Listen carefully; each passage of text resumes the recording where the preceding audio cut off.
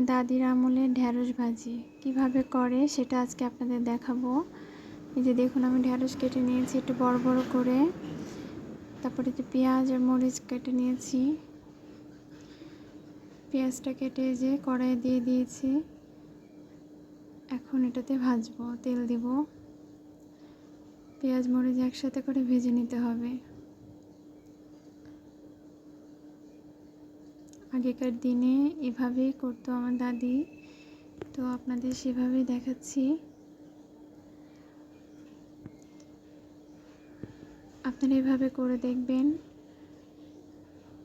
খুবই সাধারণ।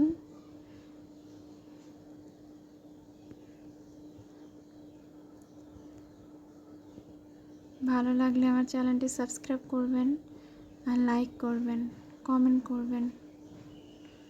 এই যে এখন জিরা দিতে হবে। দেখুন, আমি খুব সামান্য একটু জিরা দিয়েছি, 1 চিমটি। জিরা দিয়ে আর একটু নাড়াচাড়া করে জিরাটা ভেজে নিতে হবে। ভেজে নিয়ে তারপর ঢ্যাঁড়সটা দিতে হবে। আর আমরা সবাই জানি ঢ্যাঁড়স কিন্তু খুবই নরম একটা সবজি, তাই এটা ছোট করে যারা কাটেন তা আপনাদের পছন্দ মতো কেটে নেবেন। তো আমার দাদি মা এভাবেই কাটতো, তাই আমি আপনাদের এভাবে কেটেই দেখাচ্ছি। এখন ভালো করে নাড়াচাড়া করে নেবেন যাতে পেঁয়াজ মরিচটা সব কিছুর সাথে মিশে যায়। স্বাদ মতো লবণ দিবেন, হলুদের গুঁড়া দিবেন 1/2 চামচ। ব্যাস, আর কিছু দিতে হবে না। এই হচ্ছে উপকরণ, এইটুকু দিলেই হবে।